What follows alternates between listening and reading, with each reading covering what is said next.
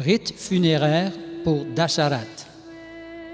Le lendemain matin, Vasishta ordonna à Bharat de reprendre courage et de brûler la dépouille mortelle de son père, laquelle avait été préservée dans un bain d'huile.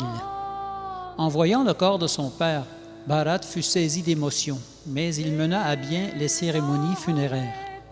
Le corps fut d'abord transporté en procession sur une civière décorée de fleurs et de tissus aux couleurs vives. Sur le chemin du bûcher funéraire, les citoyens lançaient des fleurs sur le corps de Dasharat dans un geste d'ultime respect. Le corps fut déposé sur un bûcher qu'on alluma pendant que des brahmanas récitaient des hymnes védiques.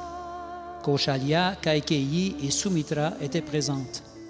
Après la cérémonie, tous marchèrent vers la rivière Sarayu pour y offrir des oblations d'eau à l'âme de Maharaj Dasharat. Un deuil de 10 jours s'ensuivit et Bharat compléta les rites funéraires les 11e et 12e jours. Le deuil terminé, il distribua ample charité aux brahmanas. À l'aube du 13e jour, Bharat et Shatrughna se rendirent au site crématoire afin d'y recueillir les cendres et les os restants de leur père pour les jeter dans la rivière Sarayu. Encore une fois, ils ne purent retenir leurs larmes. De retour au palais, Bharat contempla l'idée d'aller dans la forêt pour tenter de convaincre Rama, Sita et Lakshman de revenir à Ayodhya. Manthara, la servante bossue, apparut alors à la porte, le corps enduit de pulpe de santal et portant des vêtements royaux ainsi que des bijoux. L'apercevant, le portier la saisit par le bras et la traîna devant Bharat et Shatrughna en s'exclamant « Voici la cruelle sorcière qui incita Kaikeyi à bannir Rama du royaume et l'exiler dans la forêt. C'est elle qui alimenta la jalousie dans le cœur de la reine, devenant ainsi la meurtrière de votre père.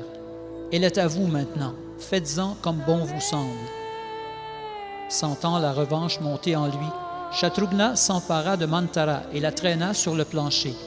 Les bijoux de la servante s'éparpillèrent çà et là, tandis que ses amis bossus fuyaient de toutes parts.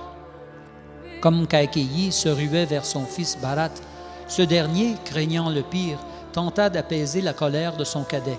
« Shatrughna, une femme ne doit jamais être violentée. J'aurais volontiers tué Kaikeyi et Manthara de mes propres mains, mais je sais que Rama ne m'aurait jamais pardonné un tel geste. Alors je t'en prie, retiens ta colère. » Shatrughna se calma et libéra Manthara, qui, en sanglots, se réfugia aux pieds de sa maîtresse Kaikeyi.